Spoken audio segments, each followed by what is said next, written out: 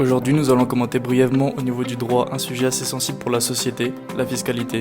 Nous examinerons les principaux impôts espagnols et leurs équivalents français afin de mettre en évidence les caractéristiques qui diffèrent et celles qui sont similaires.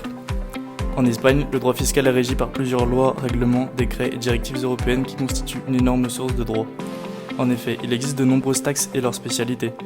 Parmi les plus célèbres figurent l'impôt sur le revenu des personnes physiques, et son équivalent français l'impôt sur le revenu, l'impôt sur les sociétés et la taxe sur la valeur ajoutée.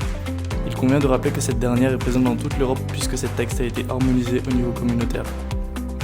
Nous commençons par l'impôt sur le revenu des personnes physiques, qui est prélevé sur le revenu des citoyens.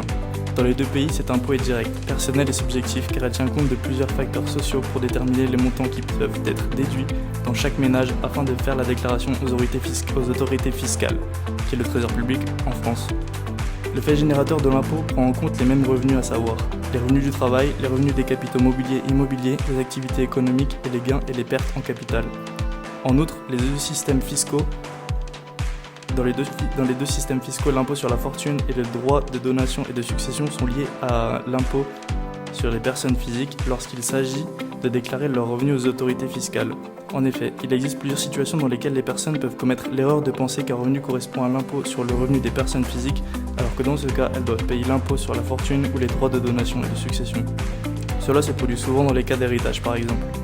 Il convient ensuite d'ajouter qu'en cas de double imposition, il faut se référer à la loi, aux conventions et aux traités internationaux.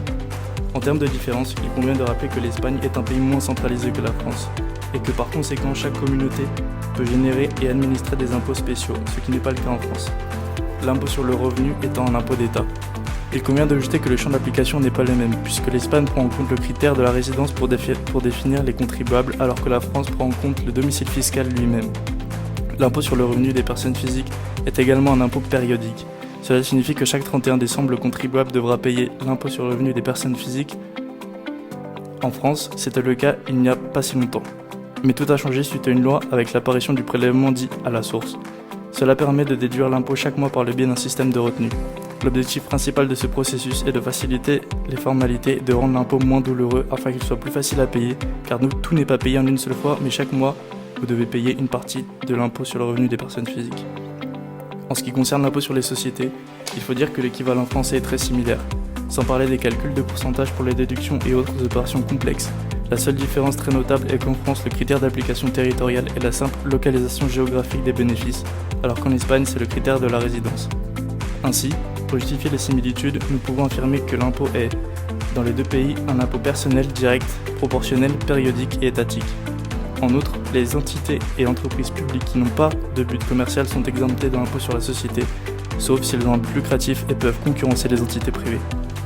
Enfin, pour éviter la double imposition, il est conseillé de consulter la loi, les conventions et les traités internationaux, comme pour le revenu des personnes physiques. En ce qui concerne la TVA, il convient de noter que cette taxe est harmonisée dans toute l'Union européenne. L'Espagne et la France étant des États membres, la TVA est la même. En effet, cette dernière est réglementée par la directive 112 du 28 novembre 2006. Il s'agit d'un impôt réel, indirect, objectif, proportionnel et instantané. Le fait générateur de l'impôt est constitué par les livraisons de biens et des prestations de services, y compris les opérations intracommunautaires. La seule différence entre les pays de l'Union européenne en matière de TVA est le pourcentage de taux d'imposition. Toutefois, nous constatons que la France et l'Espagne sont très similaires puisque la TVA est plus ou moins de 20% dans ces deux pays voisins. Comme il s'agit d'une taxe présente partout et que les gens ne se rendent généralement pas compte qu'ils paient la TVA sur absolument tout, procédons à une brève explication du fonctionnement de la TVA. Fondamentalement, la TVA est une taxe en amont et en aval d'une chaîne d'entrepreneurs qui pourront déduire la TVA. Le premier producteur ne devra rien supporter et le consommateur final devra supporter la TVA sans pouvoir la déduire. En résumé, nous pouvons dire qu'en Espagne, comme en France, l'impôt en général est assez pénible pour les personnes physiques et morales. Les impôts de ces deux pays sont très similaires et diffèrent principalement par des particularités liées à des points de vue propres à chaque pays et à des opérations mathématiques complexes. En el día de hoy vamos a comentar brevemente a nivel de derecho un tema bastante sensible para la sociedad en general, que es la tributación. Veremos los principales tributos españoles y sus equivalentes franceses para poder destacar los rasgos que difieren y los que se parecen. En España el derecho fiscal se rige por varias leyes, reglamentos, decretos y directivas europeas que constituyen una fuente de derecho enorme. Efectivamente, numerosos son los impuestos y sus especialidades. Entre los más famosos cabe citar el impuesto sobre las rentas de las personas físicas, el IRPF y su equivalente francés, l'impôt sur le revenu. El impuesto sobre sociedades, que se traduce por impôt sur les sociétés en Francia, y el impuesto sobre el valor añadido, que corresponde a la taxe sur la valeur ajoutée francesa. Cabe recordar que esta última está presente en toda Europa y que se armonizó aquel impuesto a nivel comunitario. Empezamos con el IRPF, que es el que grava las rentas de los ciudadanos. En ambos países este impuesto es directo, personal y subjetivo, ya que se toma en cuenta varios factores sociales para determinar las cantidades que se pueden deducir en cada hogar antes de hacer la declaración a Hacienda, que es el Trésor Public en francés. El hecho imponible toma en cuenta los mismos rendimientos, es decir, el rendimiento de trabajo, el de capital mobiliario e inmobiliario, las actividades económicas, las ganancias y pérdidas patrimoniales.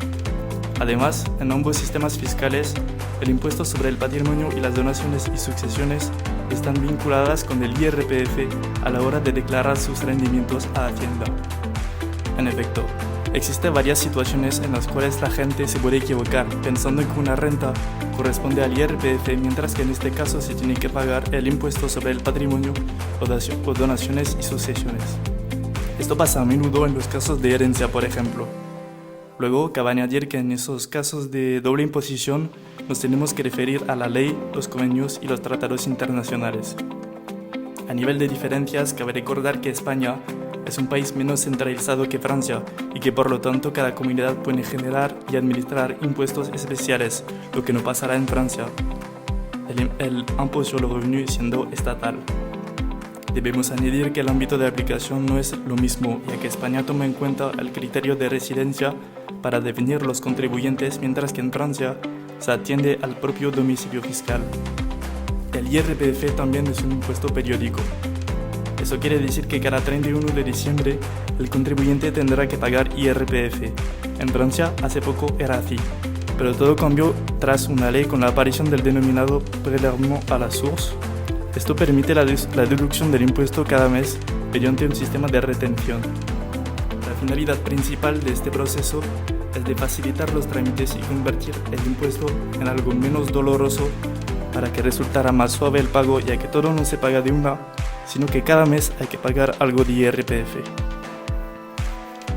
En cuanto al impuesto sobre sociedades, cabe decir que el equivalente francés se parece mucho, sin hablar de los cálculos de porcentajes para deducciones y otras operaciones complejas.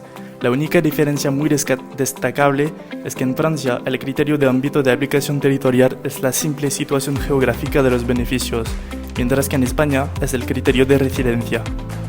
De este modo, para justificar las semejanzas podemos afirmar que el impuesto es, en ambos países, personal, directo, proporcional, periódico y estatal. Además, los entes públicos y las sociedades que no tienen objeto mercantil están exentos del impuesto sobre sociedades, salvo que tengan finalidades lucrativas y que puedan competir con entes privados. Finalmente, para evitar la doble imposición conviene consultar la ley, los convenios y los tratados internacionales, como en el IRPF. En lo que concierne el IVA, es menester comentar que este impuesto está armonizado en toda la Unión Europea. España y Francia, estando Estados miembros claves, el IVA es el mismo. En efecto, ese último se regula por la Directiva 112 de 28 de noviembre de 2006. Es un tributo a carácter real, indirecto, objetivo, proporcional e instantáneo. El hecho imponible se constituye de entregas de bienes y de prestaciones de servicios, en las cuales incluimos las operaciones intracomunitarias. La única diferencia que hay entre los países de la Unión Europea en cuanto al IVA es el porcentaje del tipo de gravamen. Pero aún así observamos que Francia y España son muy parecidos, ya que el IVA es más o menos 20% en estos dos países vecinos. Ya que es un impuesto que se encuentra por todas partes y que en general la gente no se da cuenta que paga IVA en absolutamente todo, vamos a proceder a una breve explicación de cómo funciona el IVA. Básicamente, el IVA se traduce por el impuesto soportado y repercutido de una cadena de empresarios que van a poder deducirse el IVA soportado. El primer productor no tendrá que soportar nada y el consumidor final tendrá que soportar el IVA sin poder deducírselo. En definitiva, Cabe decir que tanto en España como en Francia el impuesto en general es bastante doloroso para las personas físicas y jurídicas. Los impuestos de estos dos países se parecen mucho y difieren sobre todo en peculiaridades relativas a puntos de vista propios de cada país y operaciones matemáticas.